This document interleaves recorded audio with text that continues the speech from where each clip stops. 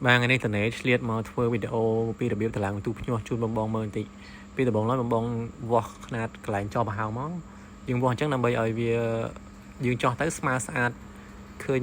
ប្រហោងស្អាតស្មើគ្នាអញ្ចឹងបងអញ្ចឹងយើងត្រូវវាស់អញ្ចឹងបើបងចោះឆិនឆៃវាអត់ស្អាតតាមនឹងដែរបាទបន្ទាប់មកទៀតបងយកក្បាលមាន់ដែលក្តៅយកមកចោះមកបើបងអត់មានក្បាលមាន់ទេបងអាចប្រើកាបិតចោះក៏បានដែរចោះជ្រុងក៏បានចោះមូក៏បានដែរអាស្រ័យលើដែលបងចោះដែលបងចង់ចោះទេ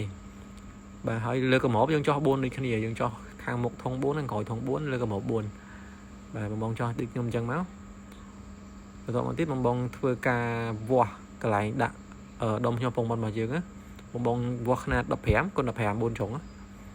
បាទបន្ទាប់ពីបងគូសវាស់ហើយបងយកកាបិតចោះដូចខ្ញុំមកចោះវាតាមខ្សែបងគូសនឹងមកបើសិនជាបងខ្លាចដាក់តែឡងបងកុំគូស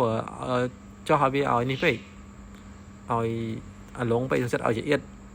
ស្រួលពេកយើងចង្អៀតទៅយើងអាចកែបានតាមក្រោយតែឡងទៅយើងពិបាកកែអញ្ចឹងណាបាទបន្ទាប់ពីបងចោះរួចរាល់បងអាចយកដុំភ្ញាស់ពងមាន់របស់យើងមកដាក់ចូលបានហើយ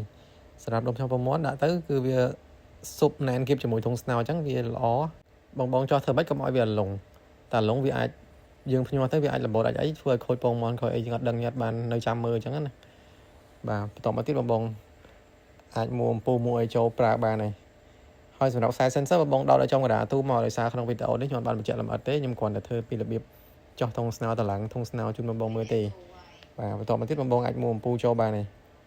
មួអំពូចូលដាក់ភ្លើងប្រើបានតែម្ដង